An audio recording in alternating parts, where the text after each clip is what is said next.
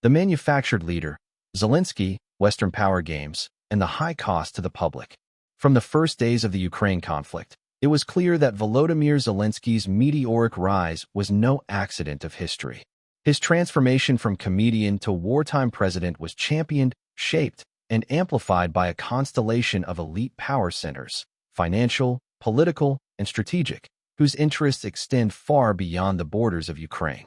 Zelensky became the symbol of a narrative that served not the Ukrainian people nor the Western taxpayers funding the war effort, but the small circle of global actors who profit from perpetual instability.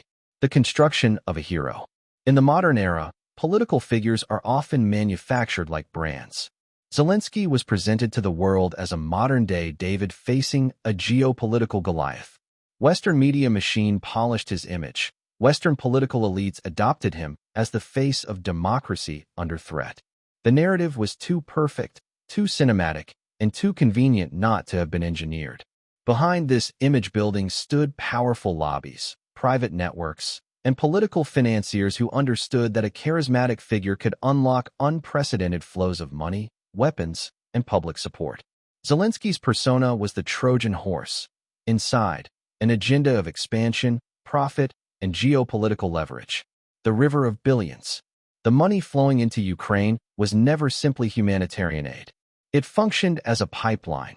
Taxpayer funds enter the system, and billions exit through defense contracts, consulting firms, and political intermediaries.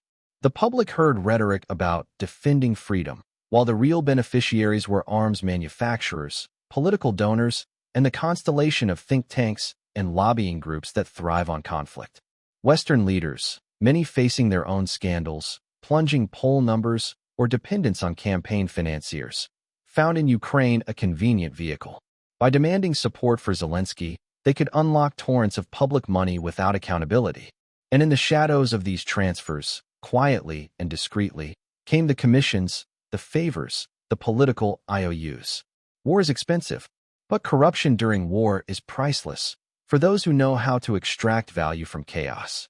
The taxpayer, the silent victim. While elites played their games, ordinary people were told to tighten their belts, accept inflation, and submit to the moral imperative of standing with Ukraine.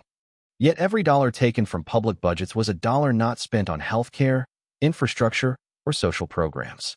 Every aid package was a shell game. Funds moved from the many to the pockets of the few. The irony is bitter. Citizens in Western democracies, who never had a say in the war, who never voted for the conflict, paid the price. Meanwhile, Zelensky toured parliaments and award ceremonies like an actor reprising a role written by others. His presence was indispensable, not because he shaped events, but because he justified them. The foreign patrons. No war economy operates in a vacuum. Powerful foreign actors, states, intelligence networks, arms cartels, global donors, used Ukraine as a chessboard. Supporting Zelensky was less about ideology than about opportunity. Influence in Europe, leverage against Russia, and profits from endless military spending. In this matrix, Ukraine became an instrument. Zelensky became a symbol, and the West became the financier of a project whose architects remain comfortably unaccountable.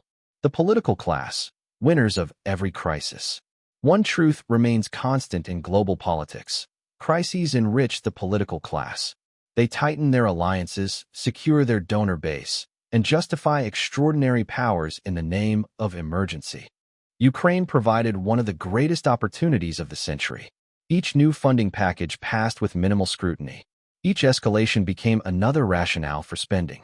And within that spending, invisible to the public, were the rewards, contracts, consultancy fees, influence deals, and favorable media coverage. The people pay, the elites profit. It is the oldest formula in political history. Conclusion: the manufactured future. Zelensky's story is not an isolated case. He represents a new model of global leadership.